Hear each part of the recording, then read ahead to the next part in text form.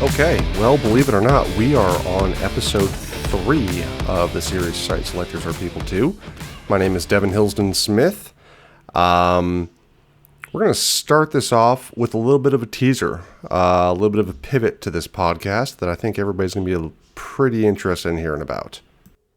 So, here's what's great about relationships. My fiance, Caitlin, been together 8 years. She is also in the site selection industry. And after listening to the first episode, she had a brilliant idea, rooted in the fact that my travel schedule over the next couple months is a little unbearable with the new puppy at home. Sorry, Caitlin. But given the fact that I'm going to have the opportunity to go and see so many communities and explore and talk to new people, why not have every once in a while an extra little episode, which is a story from the road? Literally, I'm going to pack this Blue Yeti mic up and take it on the road with me. I think it's going to be interesting to explore an interview format, what makes economic developers tick in each of their various communities. And hey, whenever there's going to be the odd site selector there as well, that could make for a fascinating addition. So once again, thanks, Caitlin. And just proof that great ideas and great results come from relationships. But let's turn to the topic of this third episode, bridging the gap.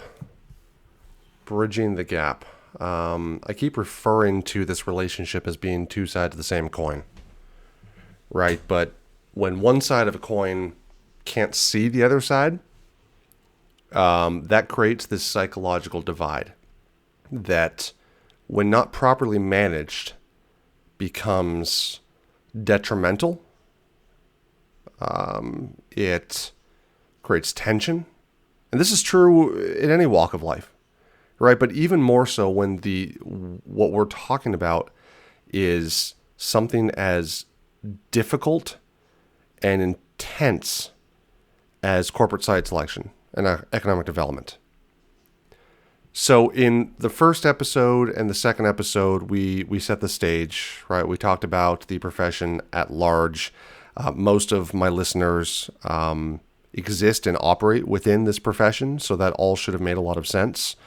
I have actually started up a Facebook page, Site Selectors for People Too, as well as an actual podcast website that you can find within the Facebook page, or if you, I guess, were to look up Podbean, which is where I host this, and search Site Selectors People Too, you'll find it.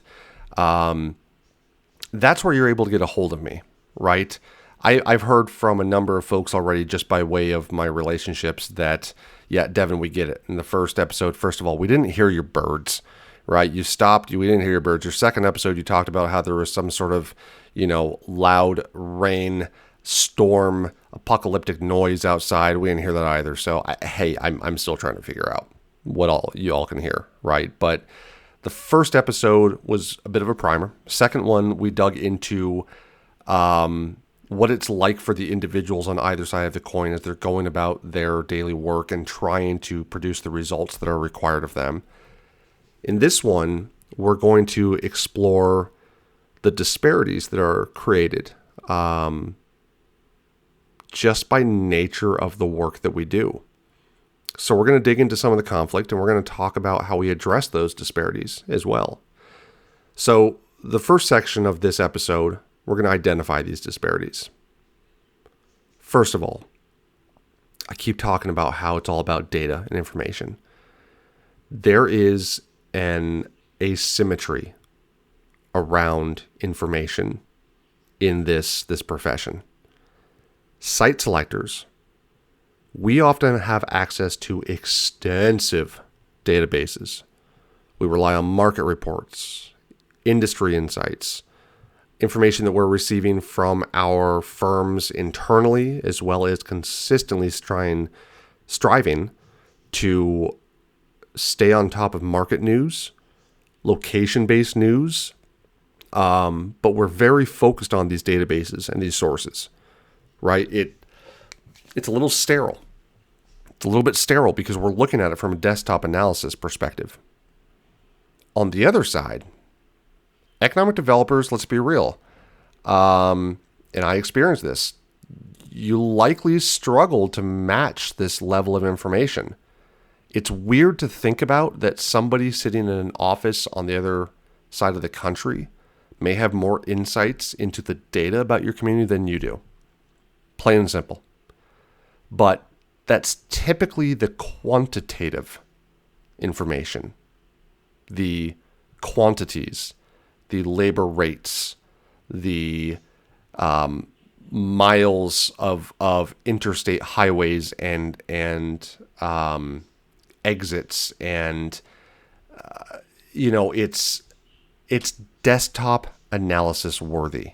Now, can you get access to all of this? Yeah, but some of it, let me tell you this, something that's really interesting to me is the fact that, and I've gone back and now that I have access to certain types of databases, I've gone back and filtered through my former location in Jeffersonville, Indiana, and it's fascinating to me how much more information, how much more informed I feel about that community from a data perspective than I ever was in that seat. And I remember we would have these discussions when I was an economic developer working in this community about these types of data. And the response that we typically came up with was, we know everything there is to know. Who knows our community better? But it's a different type of data. The quantitative is very hard for a localized economic development organization that doesn't have the financial power that potentially a large commercial real estate firm or a large legal firm or accounting firm might have access to. It's hard to recognize that there is so much more information out there. And so the side of this disparity where Site Selectors thrives on the quantitative side is having access to those extensive databases that economic developers may struggle to match. Now, here's what's critical. Economic developers, on the other hand, are experts on the qualitative side. The qualitative side, the qualities. And quantitative and qualitative are equal, typically. They're equal in a full-blown integrated analysis.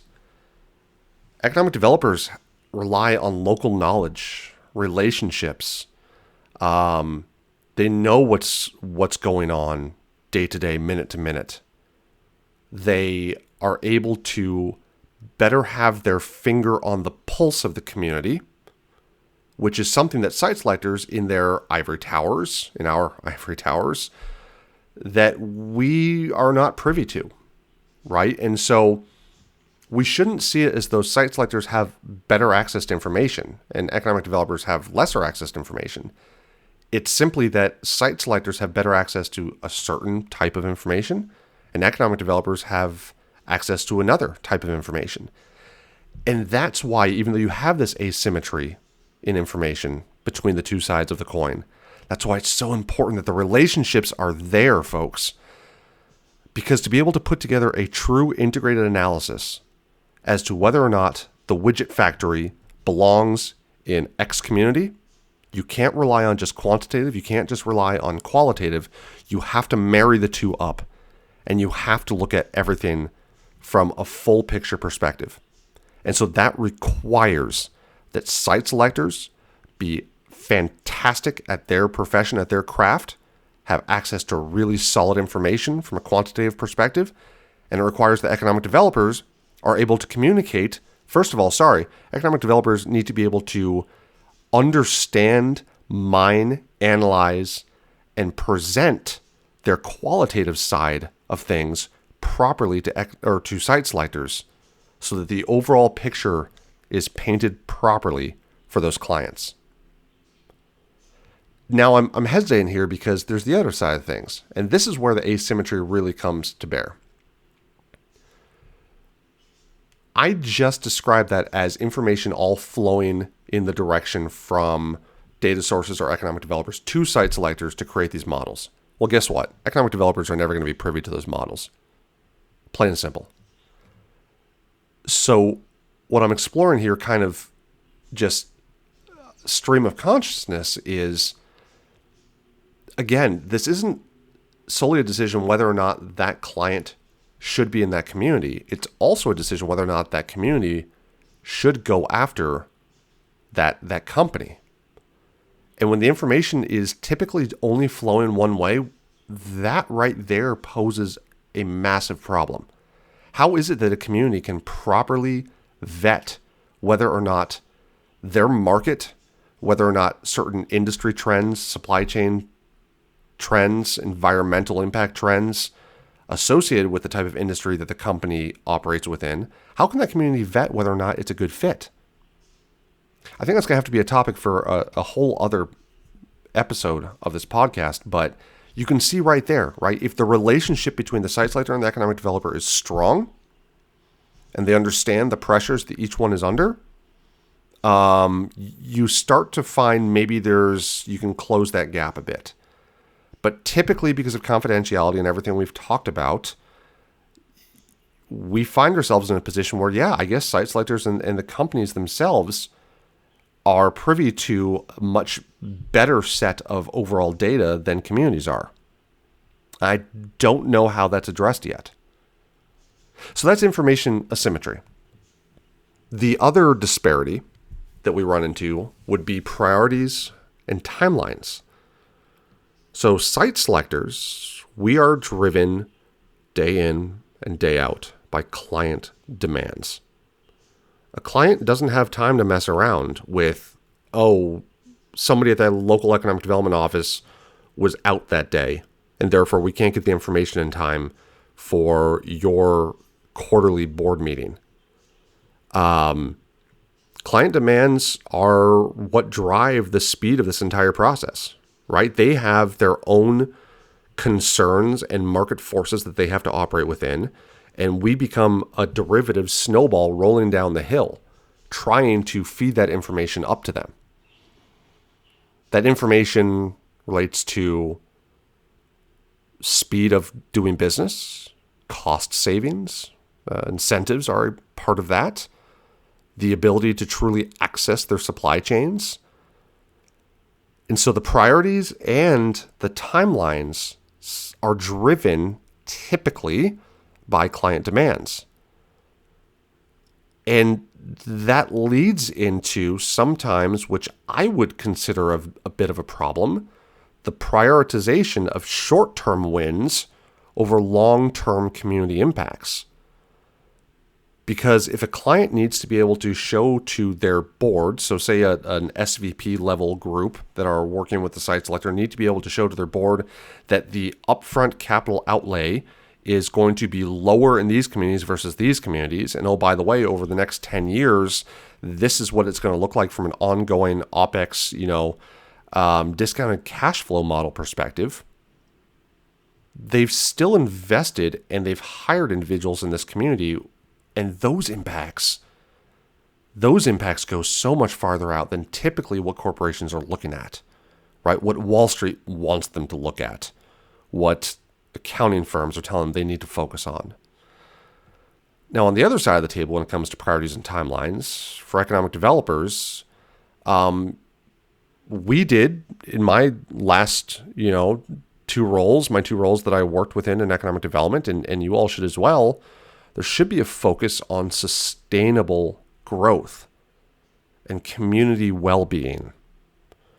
And yes, attracting new companies, the attraction of new companies is a critical, a foundational aspect to both sustainable growth and community well-being.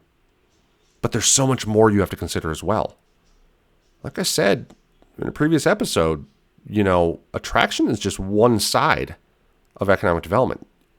You need to be highly focused on the retention of your existing businesses, so making sure they're taken care of and they're not hurting because of matters that you're able to assist with.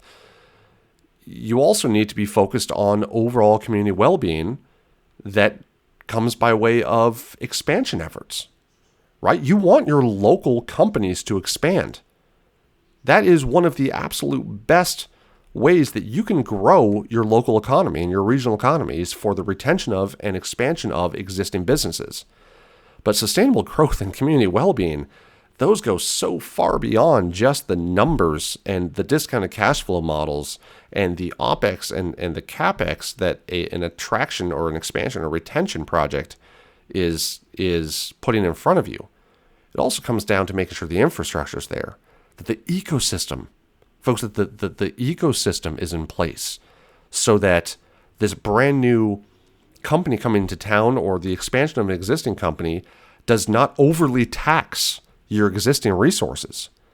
You have to look at it from the perspective of the school systems, of roads and utilities, and gosh, even down to, childcare. Is there enough quality childcare in the region for those individuals that need to go and work in the factory, making a good living wage, right? But they're going to work in the factory and they've got shifts that they have to be there for, right? And what if those shifts are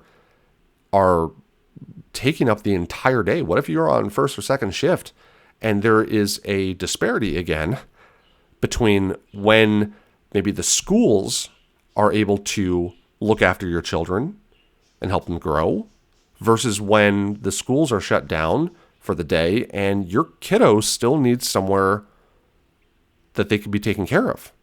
So there's a lot of different factors involved in sustainable growth and community well-being.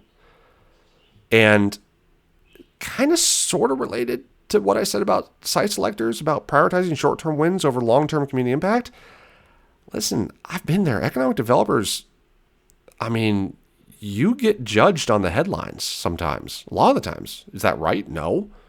Does it showcase that you're an excellent professional? Yeah. But you have to be able to balance those immediate wins of headlines with the long-term benefits of more strategic thinking. And that could be challenging. And so the priorities between site selectors and economic developers as you're going through the process and the timelines, they are also a disparity in this profession. And finally, the third area that I wanted to touch on here is, we're going to keep going back to this, right? Because it's such an integral part of the profession, but there's a level of disparity when it comes to confidentiality versus transparency on the two sides of the coin, right? Site selectors must maintain client confidentiality, not only from a legal perspective, but also because if something gets out there and that something gets leaked through the rumor mill and it gets out to one of their competitors, and it's a really tight margin industry with a fierce competition, a leak within confidentiality can be devastating to a company. It can upset a projected future decade of growth because they weren't able to enter the market in a new way like they were expecting. And so site selectors are hellbent on maintaining client confidentiality. We also have to withhold information about competing sites. Now that gets difficult because economic developers, rightly so, continuously ask, how far behind potentially are we compared to other locations? And what they're really asking is, what can we do to be better to make sure that we can position ourselves to win this thing? And as a site selector, although you have to maintain confidentiality because you need to protect what other communities have told you, and you protect anything and everything you can about your client and their project, there is a benefit to being transparent to some degree about where a community fits within the overall competition. Because you want communities to... I've been there as an economic developer. You put forth your best, right? And there might be ways for you to get more creative, but why would you give away the farm if what you've already put in front of somebody is good enough, right? It's about a negotiating position. And so when an economic developer is always going to start in a position to give themselves some wiggle room for negotiations, how then can, as a site selector, how can you communicate the position they're in compared to other communities without divulging confidential information. You can sanitize, you can take it from a much higher level, but the more details you can provide, the better that community can be when they go back to the drawing board and go, you know what? We're still within our margin of acceptability here, right? We can still push this a little bit harder when it comes to either incentives or helping to fund new training programs or building out new roads. We can still kind of get there. But if they don't ever get that feedback to have those proper conversations, those really hard conversations, then again, the end result is not going to be the best that it possibly could be. When it comes to confidentiality and transparency from the economic developer side, again, you need to offer up that transparency to build trust. But that's a struggle when site selectors are continuously, and rightfully so, but continuously tight-lipped about details. And that starts to then put you in a position where you feel like, well, if you're not going to show yours, why would I show mine? And then once again, the overall end product, the overall result or decision that is made that will impact a community and a company for 1, 2, 3, however many decades to come, have you really found the truth in the matter? Have you found order within the chaos? And so the disparity when it comes to confidentiality and transparency can have snowball effects that truly that have a true consequential impact on the future. So there's information asymmetry. There's disparities with priorities and timelines. There's disparities and consequences with confidentiality and transparency. There's so much more to go through, right? But for the purpose and for the sake of me not rambling on as I'm known to do, we're going to go ahead and stop it there for a moment. We're going to take a break. When we come back, we're going to explore how these disparities can potentially be addressed in a deeper manner. See you soon.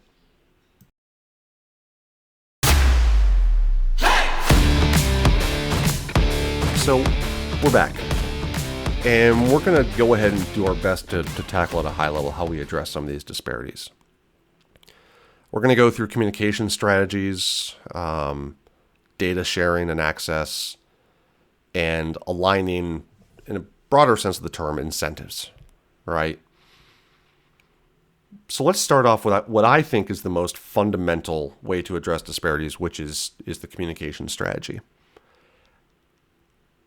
The first thing that is critical is, instead of it always being a fire drill and a hurry up and wait, there need to be regular check-ins established. There need to be regular check-ins established throughout the life cycle of a project. It's not that hard to schedule regular updates between site selectors and economic developers, right? Who is it that's carrying the torch on this? It depends on the site selector, depends on the economic developer, depends on the project, right? But having regularly scheduled updates, even if those updates are, hey, there is no update, it keeps everybody on the same page, even if that page has a lot of redactions, right? But it keeps everybody on the same page. And it forces both sides to continuously think about, okay, this is where we were last time we talked. What sort of updates can I share? And if I don't have updates, what is it that I can do to start to move or to continue to move the needle on this project? On these update calls or Teams meetings or what have you, maybe it's just written updates, right? Maybe it's just a promise to each other that, hey, every second Friday, we are going to trade written updates as to what's going on, right? Economic developer might have to say, hey, here's the deal. We've put this site in front of another prospect. So I'll let you know there's some competition in the field. Site selector might say, hey, here's the deal. The client is really interested in a certain data point that we gave them, and the project is being delayed a little bit because they want an opportunity to review, right? That's helpful because most economic developers have monthly board meetings where they have to go in and give project updates. And at least when I was in my last role, if a project hadn't given me an update in 2-3 months, I would downgrade it from an active project to an inactive project, which meant that you're getting less attention from us and we were focused on others. So there's regular check-ins. And that's from the perspective and within the actual process of working a project. The other communication strategy is collaborating potentially by way of workshops. It's the relationship side of things. So you can have collaborative workshops where you have joint sessions between site selectors and economic developers to brainstorm solutions, right, that may arise from specific projects or might arise from things that are going on in the world of economic development. And this is one of the reasons why I'm such a fan of these conferences that are hosted, almost every quarter, where site selectors and economic developers have opportunities to get together. It's a very low financial impact for a very high return on investment, so long as the conference is structured properly to have those open dialogues, right? What we're trying to do is we're trying to break down silos, and we're trying to foster understanding between the site selection world and the world of economic development. And if you're only ever communicating when it comes to projects, or you're sending out your typical blasts about the Mayor's Golf Scramble, which, by the way, folks, I'm not going to read. If I don't live in your community, I'm very sorry. I don't care.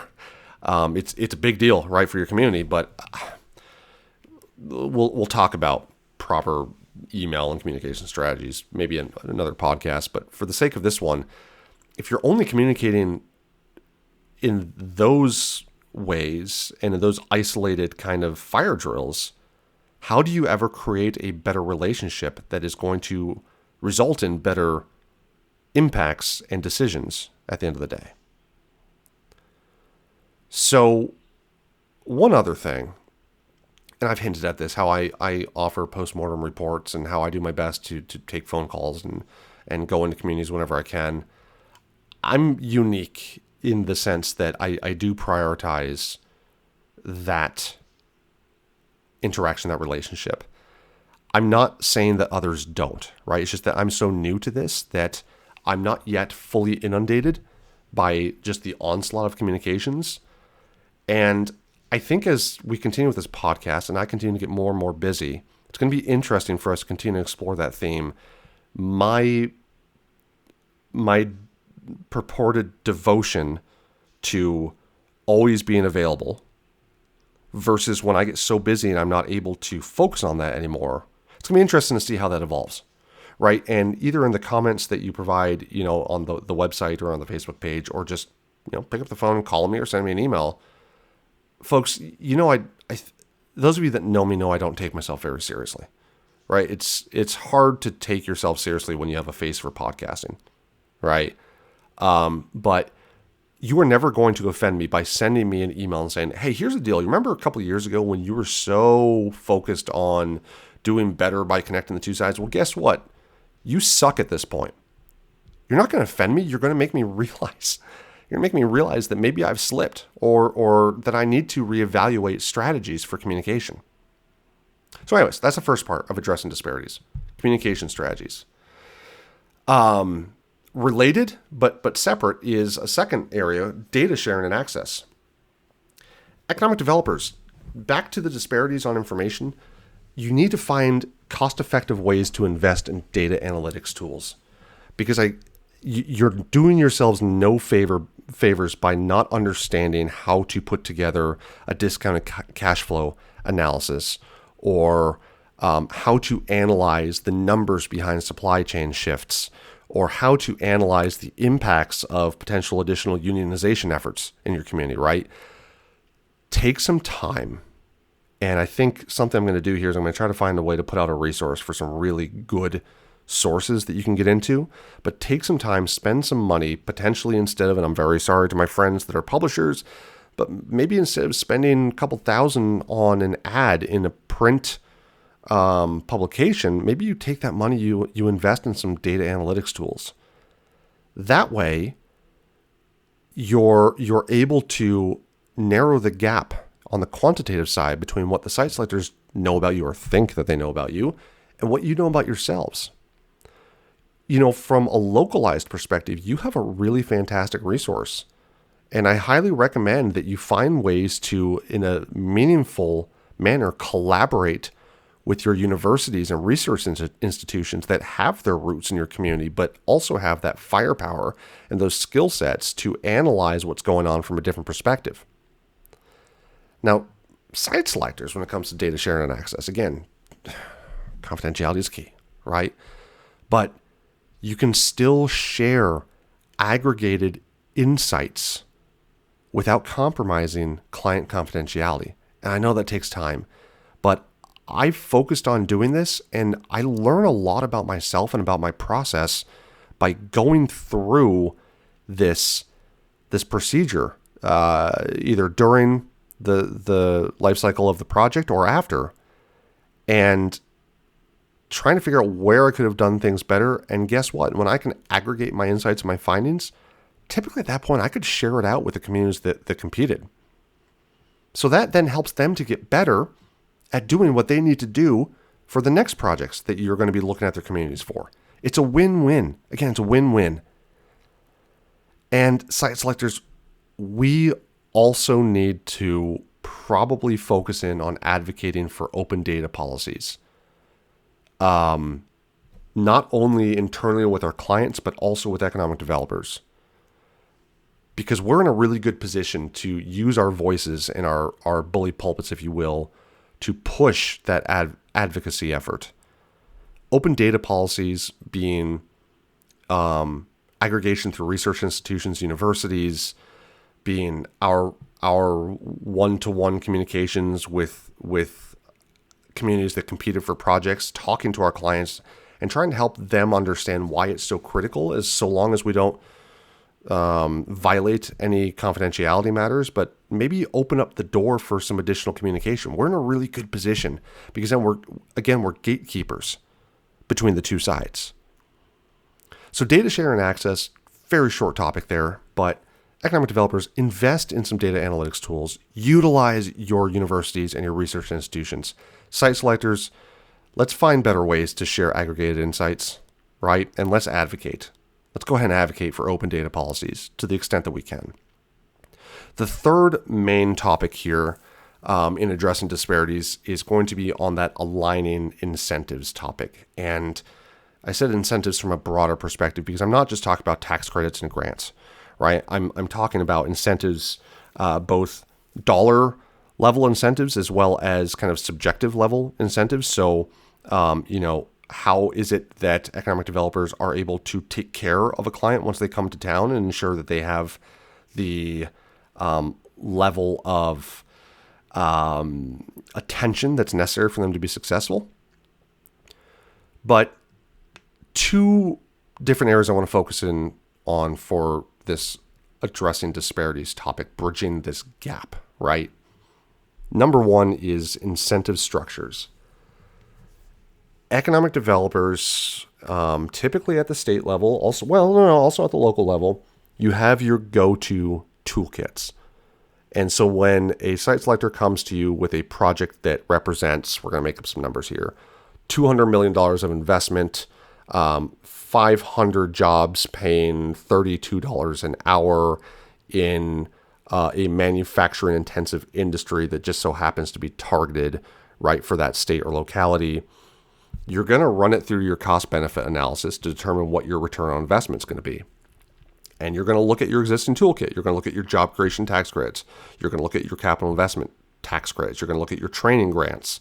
You're going to look at the local level, your tax abatements, your infrastructure improvements, how you can get control of the site and maybe do a little bit of site work in advance, right? You're always going to go back to your toolkits because without better information from site selectors, you do what you're used to doing until you get feedback that says that you need to do things differently. And so it's not your fault. It's none of our faults, right? None of this is. It's just a reality of the profession. But if you always default to your standard toolkits, I guarantee you out of the other states and communities out there, there's going to be others that have had that wake-up call and gone, it's a great place to start from, but we need to listen to this project and what their specific needs are a little better, and try to find some better creative solutions for them to show that we care and that we're going to be strong partners. And so the structures themselves, let's always try to explore win-win incentives, right? Win-win solutions. Economic developers, that means being a little more creative, right? Making it a little more personalized, a little more bespoke to the project itself. Site selectors, it's going to require having harder conversations with our clients to explain that this community is where you need to be from every other perspective. But guess what? They might not have come in at the highest level of incentives. But if you look at the overall 10, 20-year discounted cash flow model, it's not that big of a deal. And so let's stop pushing. They're doing the best they can, right? Because the worst thing that we can do is to require a community to go above and beyond what they're comfortable with or that they should put on the table. And at the end of the day, we've become the client's project has become a drain on the community. No company wants that. No company wants to be that issue in the community, right? We're trying to find a way to be good corporate citizens, but at a cost-effective rate. So win-win. And we're going to dig into this one where there's going to be a two-part series on incentives. And my colleagues in the industry are not going to appreciate, I don't think, my willingness to talk about incentives from a different perspective. But there needs to be, within incentive structures, there needs to be some transparency. There needs to be some realization around how site selectors are compensated. We need to be able to tie site selector success to community outcomes, not necessarily site selector success to the amount of incentives procured. And I'm going to leave it at that because we're going to really dig into this later on. For those of you of my colleagues in the industry that are hearing this going, you son of a... I'm sorry. You know that I don't have a filter. And this is something that I've been passionate about for a long time. There is a significant role for taxation and incentives analyses and incentives procurement. But we're going to dig into that. So that's a little teaser. The other way that we can align incentives is through taking a look at a better long-term vision. Let's encourage site selectors and economic developers to consider legacy impacts of projects instead of just that short-term Band-Aid incentive win. And economic developers, you need to, when you're curating and crafting your incentives, you need to emphasize sustainable growth, not just trying to get the headlines, right? So that's a way, because incentive negotiations are always going to be one of the most tension-ridden aspects of our profession, where you're going to find a lot of disparities between priorities on either side. But I think there's a way to, at a higher level, bridge that gap. So we're going to take our second and final break here. And when we come back, I'm going to talk about some real life stories, as I like to do. It's going to be a shorter one because I always try to keep these episodes to about 45 minutes, and we've got about 7 minutes left. But as always, let's have a little fun. Let's talk about some real world stuff. And just as a reminder, anything that I talk about has been highly sanitized, and quite frankly, I've completely messed around with the facts of the situation. But the overall lessons are still there. So talk to you soon.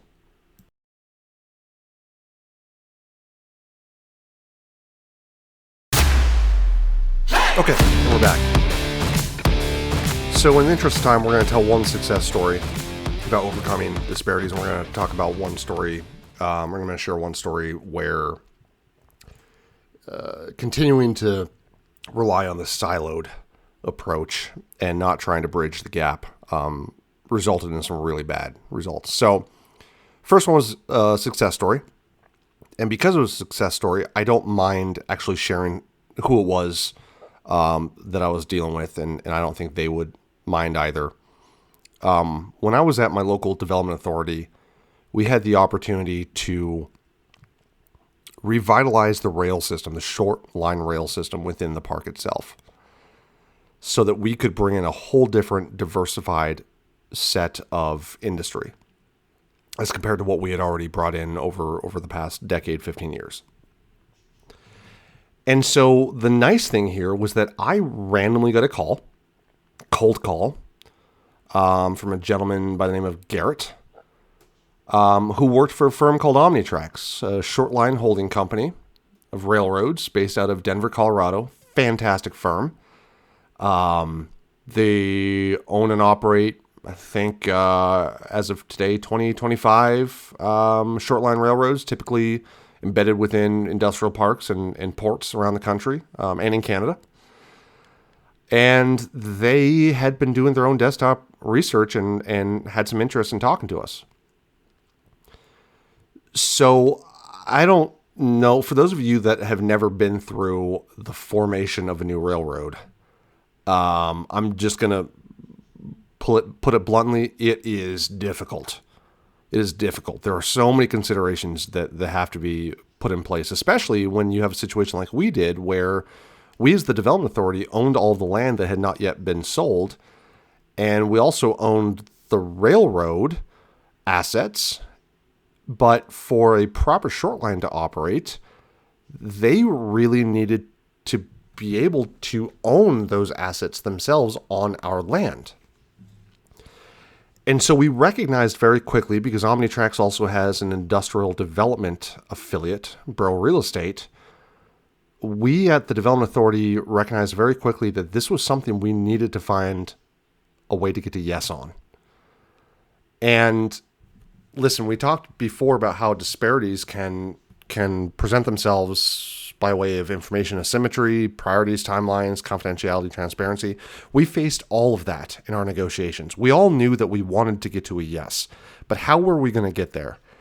And I'll tell you what, as soon as we got under NDA, which is a wonderful tool for bridging that confidentiality issue, as soon as we got under NDA and we could start really having the deep conversations about why Omnitrax, why is it that you need to own the railroad? It was always our perspective that we were just going to lease it out to, it's because if you own it, you're going to spend more money on maintenance and upkeep, and liability flows to you guys instead of us now, because rail traffic is moving some things that, if not dealt with properly, can be hazardous, right? Okay. Yeah, you convinced us. All right, good. Check that box. Well, how are we going to structure the actual financial side of things? Because at the end of the day, this is what we're expecting. This is what you're expecting. There seems to be a gap here. And we talked through it. And we had the conversation. And it wasn't as easy as a 30-minute chat. It was multiple conversations with multiple individuals across multiple disciplines over the course of months, trying to solve these issues. And at the end of the day, we are able to strike a very curated, customized agreement whereby Omnitrax formed in partnership, not in partnership, sorry, it wasn't a true legal partnership, but in partnership from a, hey, we're partners, shake hands, we're in this together type deal. But Omnitrax and the Development Authority were able to find the right solution that made sense for both of them. I mentioned in a previous episode that the best deals are those where both sides feel a little uncomfortable walking away from it. This is the epitome of that. Both sides felt a little uncomfortable, but I can tell you what, the River Ridge Railroad is in full operation today. I'm actually sitting here at my desk staring at a HO scale model locomotive engine that is painted in the colors, which I'm very proud of. I will always be proud of. I'm also a bit of a rail nerd, so, I know that's a weird thing to say, but they're operational today, and everybody is doing well because we found a solution to confidentiality by putting in place an NDA very early on, and we talked to each other as partners, not from legal sense, partners, trying to find the right end solution for everybody. So that's an example of a success story. I've also, in my career, been involved in a lot of stories that were not success.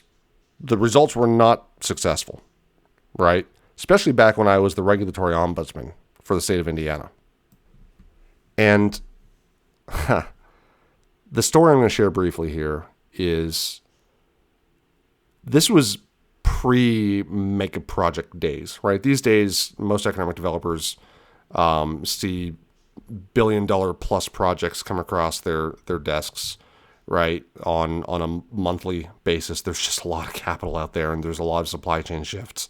But this was, back in pre-2020, when projects that were proposing multi-billion dollars of investment were, holy crap, like, we need to put everybody and their mother on this project, right? And I say everybody and their mother, my mother can recite this project verbatim to me to this day. This project, multi-billion dollar investment, huge emerging industry potential, actually had the ability to impact the environment, even though it was a heavy industrial project, impact the environment for the better because of what they were doing. But in order to get to that point, and my role in all this was they did need to get in and get some serious level environmental permitting completed. This was an example of a fail, because the two sides, even though our side was so excited about the numbers, we didn't feel the love from the other side when it came to trying to be partners on this thing. The communication was not there unless it was a fire drill. The overall siloing of efforts was abundant. And so day in and day out, we constantly faced tension. The company saying, hey, we need to get our Title V major for PSD air permit issued like tomorrow, otherwise you're done. For those of you that don't understand a word I just said, effectively they were asking us to shortcut a 270-day permitting process, which required a lot of air emissions modeling with some of the most powerful computers in the industry, public access periods, public comment periods.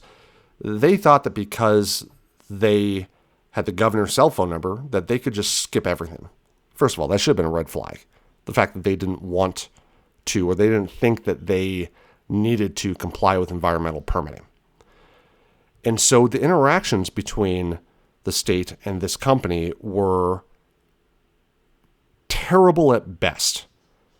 We consistently tried to make them feel special because we didn't want to lose the project. But when it came down to brass tacks, when they were always putting fire drills in front of us, and then whenever we came up with solutions that were common sense, that worked for both the environmental regulators as well as the company, but it required the company to, hold your horses for a bit and let's go through the process, they continuously then just pulled their political cards. Guess what? It's been almost a decade since then, and they haven't broken ground. When the two sides of the coin treat each other as though they are opposite sides and adversarial, or it's continuously a negotiation or a trying to leverage one against the other, you're never going to find the solution that makes sense. And I'll tell you what, the state of Indiana was ready to bend over backwards, and we did everything we could. And hey, did we make mistakes? Absolutely. Absolutely. I'm not infallible. My God, am I not. But the company's approach, which, by the way, they didn't have a site selector for whatever that's worth. But the company's approach was such that they continued to push and push and push in areas where there was no wiggle room. And at the end of the day, I don't even know if they're still in existence. I'm going to have to look it up. So should have flipped it. So we started with the negative and ended with the positive. But the positive overall tone here is, listen, there are ways to bridge the gap between the disparities that face economic developers and site selectors. We just have to be a little more intentional about it, right? So I'm going to go ahead and end episode 3 on that note. Reach out if you have any questions or if you have any comments. I would love to weave them into future episodes. I know this thing is brand new, but I really think there's going to be a fascinating dialogue and some really good stuff for us to uncover as we continue to talk. Because you know what? As I always say, at the end of the day, Not only are economic developers site selectors, there we go. It's been a long day. Not only are economic developers people, but site selectors are people too. Cheers, y'all. Just a heads up, views expressed in this podcast are solely my own and are not attributable to any employers, whether past or present. Thank you.